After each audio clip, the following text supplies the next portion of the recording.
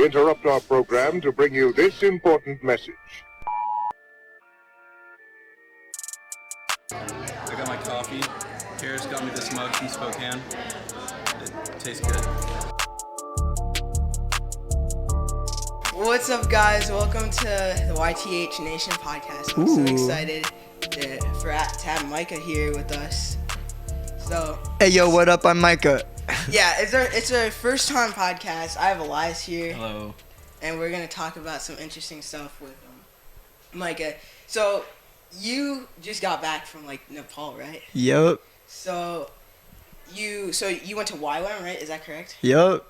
And yeah, it's nice. Yeah. All right. So tell us a story. How'd you get into ministry and stuff? All right. How did I go to YWAM? Here's the deal. I was a kid. I was 16 or so a teenager, and I always wanted to go to another country, and I had maps all over my room, and I just always wanted to do that. And wow, we're gonna get deep real quick. Yeah, we are. This is what happened. I went to this convention. You guys know what convention is. Yeah. Some of you may know what convention is. And there's this friend who I had who we weren't really close, but we were kind of friends. And she went on a mission trip, and it was really cool. And then she got in a car wreck and passed away when she got back home. And she had on her computer a mashup video of the things she did on her mission trip. And on that video, there's a song called Here Am I, Send Me. That was by YWAM. And so that song made me cry while I was watching the video. And then I went home and looked at all of YWAM's music because it was so good. And then I was I want to go to YWAM someday. And so it was always just in the back of my mind, I'm going to do that someday. And then I went to college, and then I finished college, and then COVID happened, and there's still travel restrictions. And then finally it was time, and then I did it. And it was so good that I honestly think everybody watching this should go do it. So you actually became you actually joined the band, is that right? You joined the band and played keys, right? Yeah, it was pretty hype. So they have different tracks that you can do while you're there. It could be media, music, preaching, basically, and then farming, and then another one that's for girls only. But I did the music one, and for the music one you have to try out, and they only accept 30 people. It's the top 30 musicians. So I got onto that. And then once you're in there, you get a lot of personal time with the main worship leaders. And so they saw me play.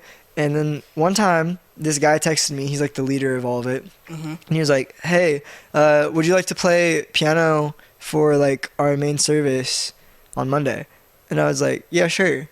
And then I got an email 2 days later that was from Planning Center. And it had every single Monday and Friday for the next 8 weeks or so. And I was like, oh, wow. So basically they're oh, yeah, you're going to play every week, twice a week. Wow, that's awesome. So I was sick. And then I did it. So what was the training to go on those missions and stuff? Oh, it's so fun. So at first you don't know what country you're going to. It's a total mystery. So we're all just there.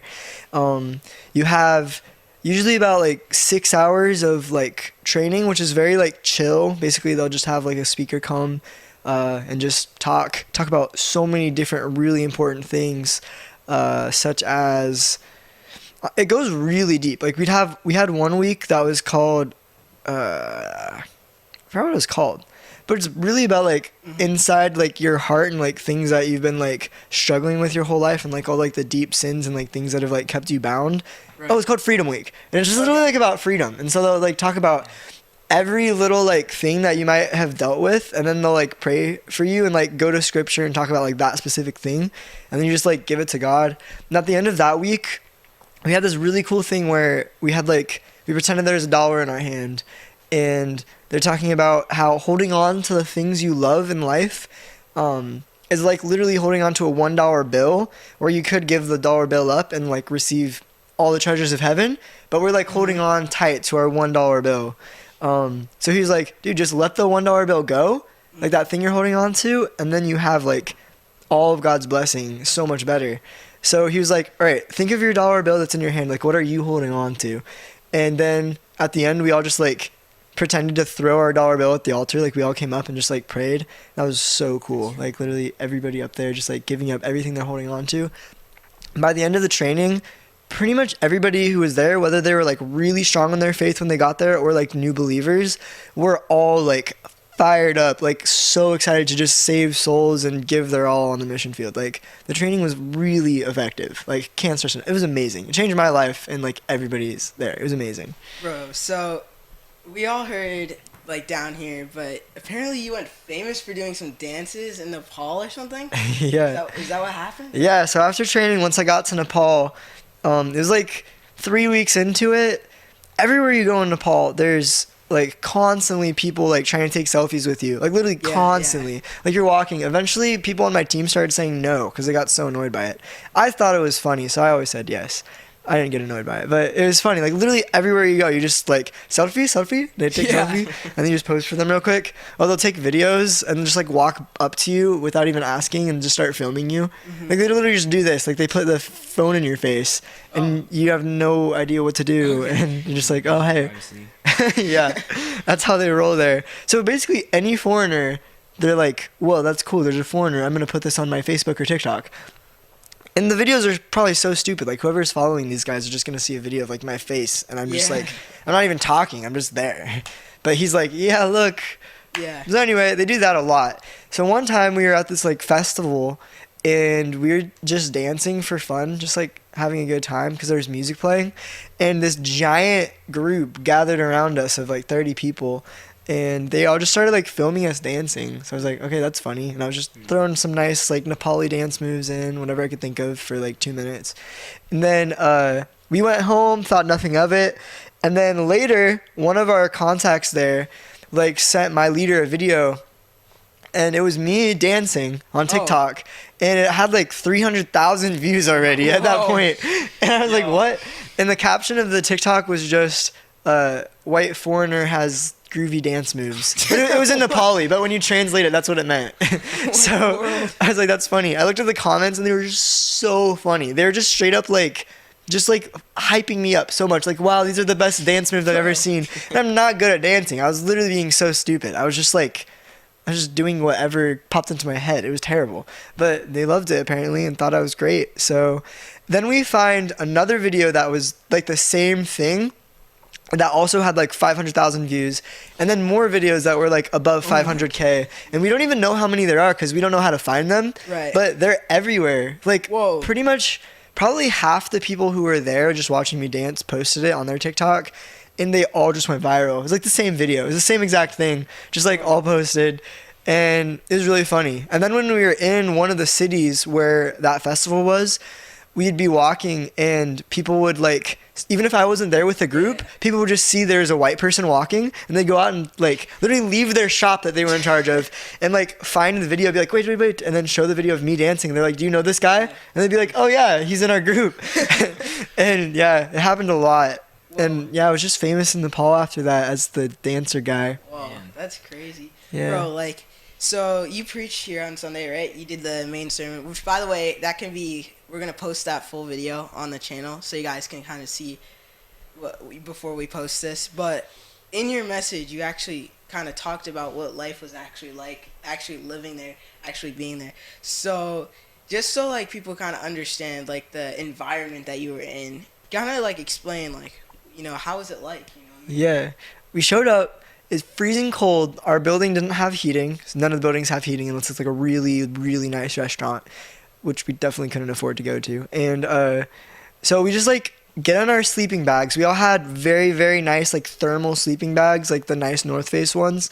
And that first night, it was so cold, like nobody slept because we were so cold. It was probably 30-ish degrees in the building, which like we're used to that outside every once in a while. Yeah. But when it's inside a building, it was very like shocking. I never thought about the fact that we always have heating. So when it's that cold and there's nowhere to go to escape the cold, like typically you just go inside and you're fine. But it's like that 24/7, that cold. We literally lived in our sleeping bags, like hopping around in the sleeping bag everywhere we went. It was so funny. That was just our life. Super like shocking because there's no normal grocery store. All they have is these weird like shops, and they're everywhere, and it's the same. It's basically a copy of the same shop, like every like 2 buildings. It's just another like little shop. Sometimes you can find bread, but besides that, everything is just a thing you have no idea what it is, and you're like, how do we even eat here? It's so weird. We did find a vegetable shop, so that was a little bit like comforting to find that. And like later, as we kind of got used to Nepal, we knew where to find things, but it was really hard, and like we didn't even really know what to eat at the beginning. It was so funny.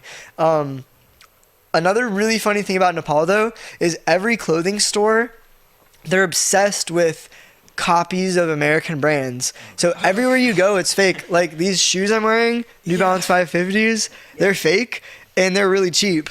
They just like make exact replicas of American things. Like they honestly don't even have their own brands. Like everything is completely illegal, like just copy of our brands. And you can definitely tell for the most part. Okay. Sometimes you'd find a place that was like really nice, like where I got these shoes was like everything looked really legit, but for the most part it's just the worst copy ever. Like sometimes the Nike swoosh was just like way too big, and it's just like, what am I even looking at right now? And it's never the right shape. You can just tell like something like, about this doesn't look right. It'd be like shorter than normal or something, but that's like everything. It's all fake, and it's really fun to go and buy. I bought a lot of fake stuff. Yeah. And I'm proud of it, and I will always tell people that it was fake. Okay. I'll own up to it. You can ask about it. You can say something. So what would you say was like your favorite village that you went to? Oh, that's a good question. My favorite village was in Janakpur, and it was probably everybody else on my team's least favorite village. But I loved it. It was down by India, and it was the only village we went to that had a lot of Muslim influence.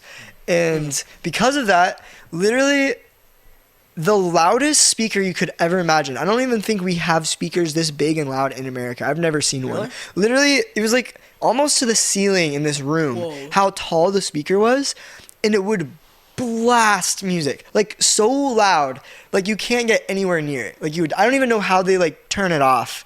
I don't know. Like your eardrums are just gonna die. But they would take those speakers and then they would just like sing their like Muslim songs. And there was like some kind of celebration while we were there, and they'd be singing it literally all night. Like it started at like 8 p.m. and it would go till 8 a.m. like blasting these songs. And it would be on a guy on a mic like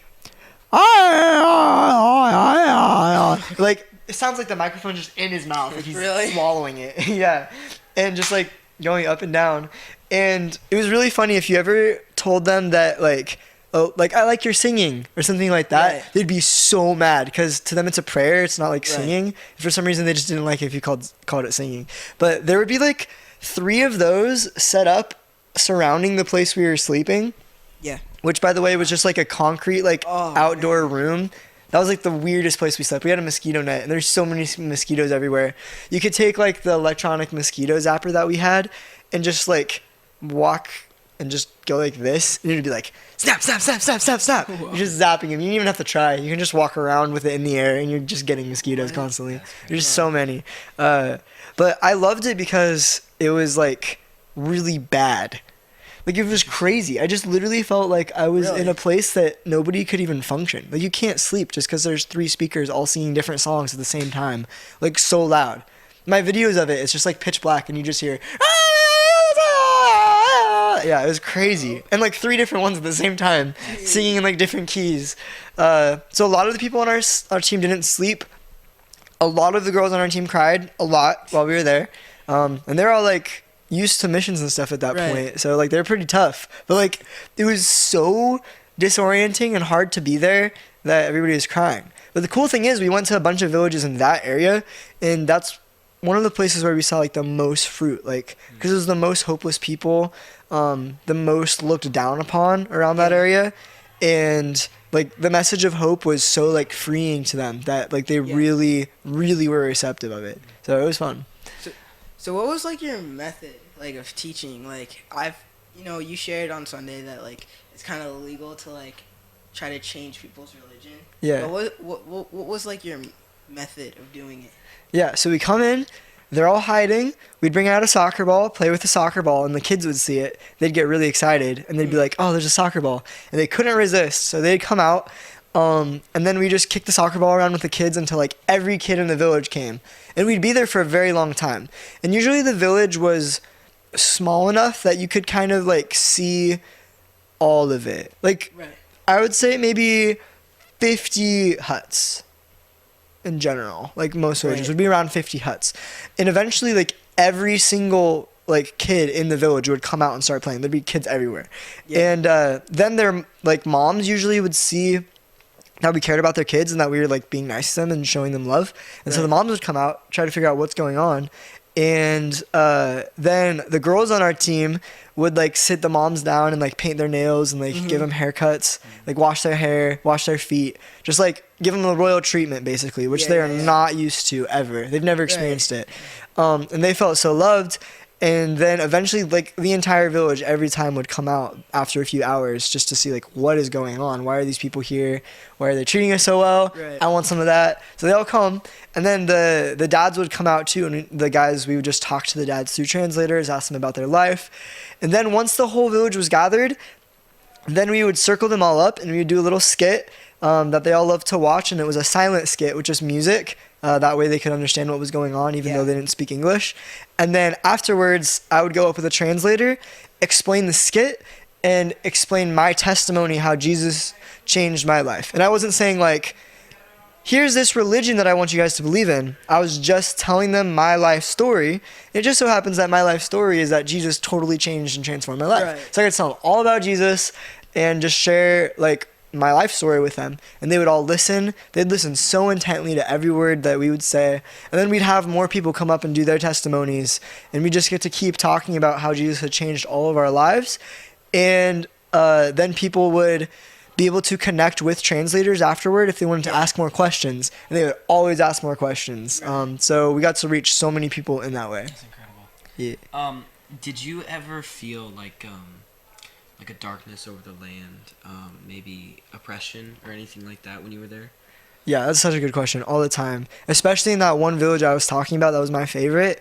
It was crazy. You literally enter the village and it's like you feel it. You feel it so, so deeply. Like, you just know, like, there's something crazy spiritual going on.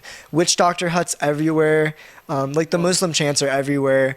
And everybody is very, they're so entrenched in their religion, they honestly look like they hate you, like, everywhere you go. Like, you just walk outside. We could only go out in groups of 4 in that village just because it was dangerous to have that big of a group of white people there. Because it wouldn't look like a group of tourists if there were that many. Right. So we had to, like, we were always, like, tourists, which we were. We don't want to lie about it, like, because we toured all over Nepal. So we're touring Nepal, checking out all the cities. That's what we told everybody. But yeah, you literally felt it, like, so much. You would see people who had, like, disfigurements that didn't even make sense from when they'd go to the witch doctors.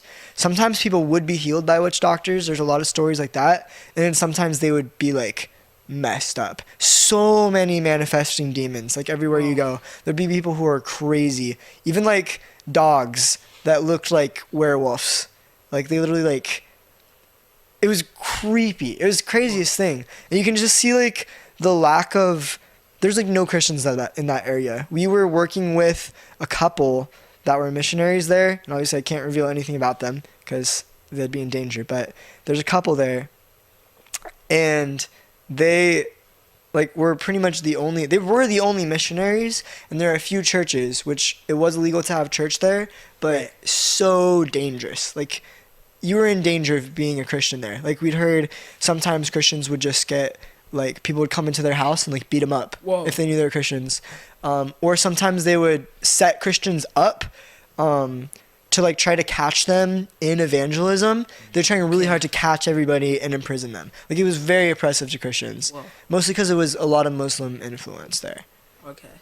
So when was the moment that you realized, like, this is what God wants me to do? This is my calling, or whatever. Oh, yeah. It was probably the first week. It was really hard. The toilets there's no toilets. It's just, like, a hole in the ground. We call them squatties. And you just squat. Sorry for the details, but that's what you do, and it's really funny. We're real here. Yeah, we real. And it's usually outside. And so you have a lot of digestive problems, and that's honestly where it happened. It was I was going through the worst digestive pain I've ever gone through in my entire life, due to parasites and things of that nature. It's terrible. And I was like, in the middle of the night, like, I don't think I can do this. Like, I'm not made for this. This is too much pain. I am so incapacitated right now that I don't think I could function here, like, for 3 months. And I was, like, really scared.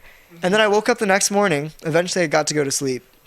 Woke up the next morning, and I was like, I am so dumb. Like, why was I thinking that? Like, it's so worth it. Like, we're about to, like, literally give people the gospel who have never heard it. And Right. literally, a human will go to heaven instead of hell because of what we're doing. Right. And so I was like, yeah, let's go. Give me some more digestive problems. I'm fine. It hurts so much, but, like, I want to do this and get the gospel to people. And that day I kind of decided, like, God, like, wherever you want me to go, if I can help people in this way, I want to do it. And then eventually Norway kind of specifically came to the forefront of, like, the place that I felt called to go to. And that was a process. But eventually, by the end of the time I was in Nepal, I was like, all right, I'm going to Norway. This is going to be super exciting. And while I'm in Norway, I'll get to take a group maybe to Nepal or to another, like, third world country similar to Nepal. And it'll be a group of, like, probably 10 Norwegians that I'll be leading this time. Because on this Nepal trip, I was not the leader. I was, like, just helping. But I'll get to be a leader now that I've gone through YWAM.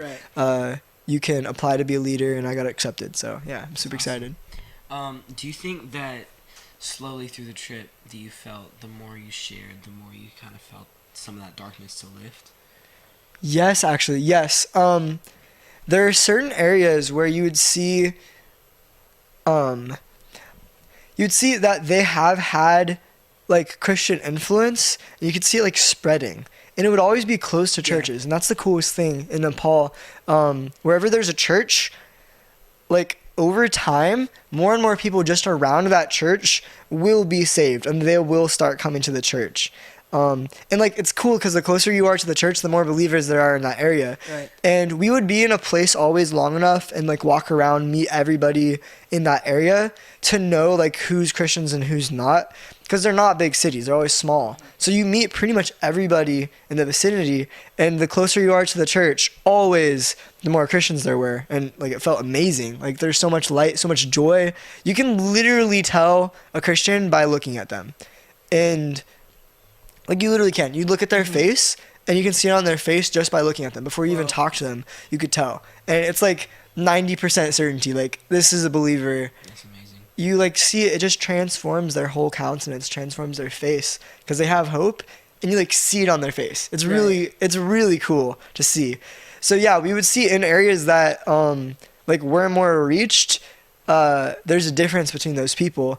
And sometimes we would be in an area long enough to see, like, what we did also, like, making a difference. Right. One really cool story is there's this man we met who was paralyzed, and he, like, the right side of his body was paralyzed because he had a stroke. Right. And so he couldn't move his, like, right leg at all. He couldn't, like, bend it. His arm was shriveled up, like, he couldn't move it. He had no muscle because he'd been probably, I forgot, maybe, like, 15 years, like, he'd had the stroke 15 years prior.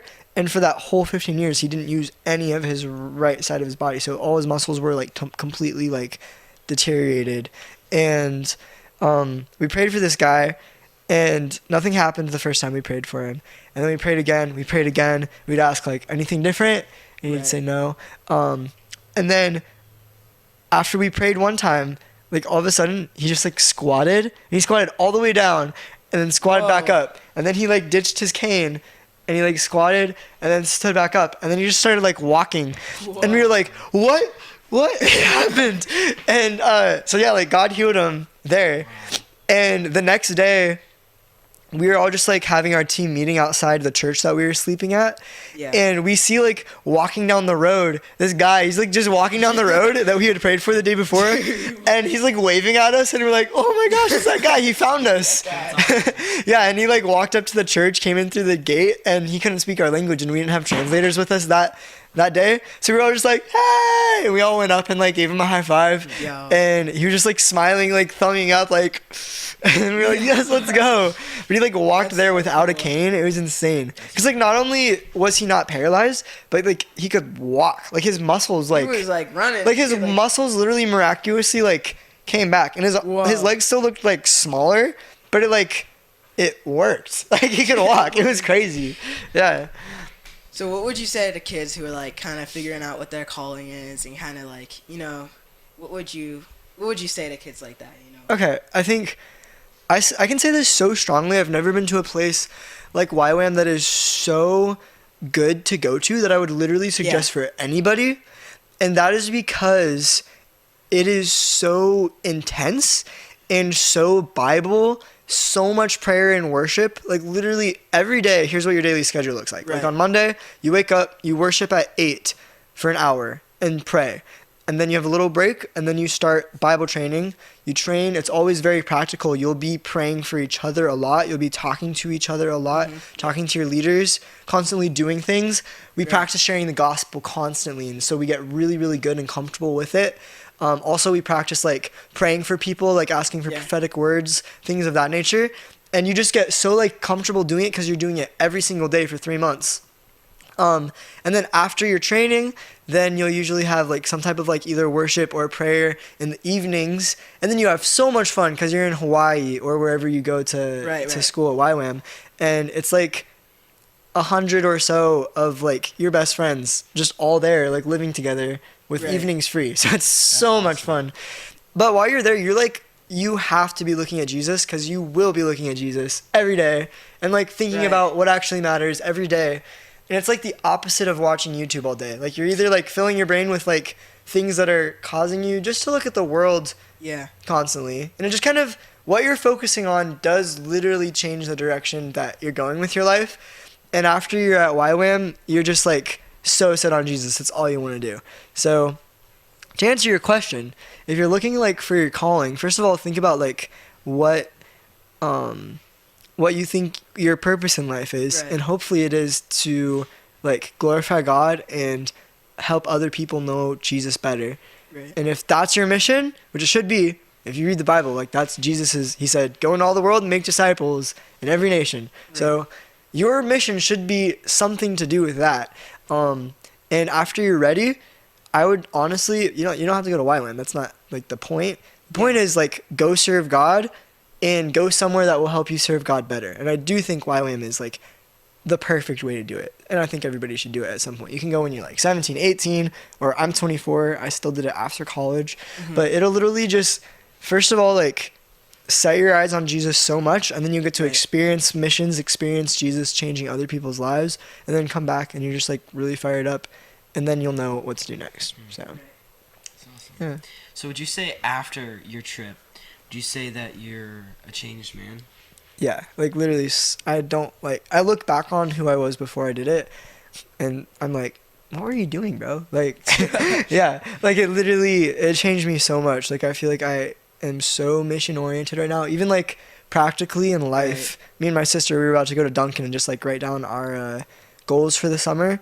Cause like I want every day of my life just to be like for something that matters eternally. So it really, really, really just set my eyes and my mind like on doing something that matters for eternity. Bro, that was so good. So just so you guys know, basically this is gonna be on Spotify. I don't know how we're gonna get it on Apple Music. We somehow got it on Apple.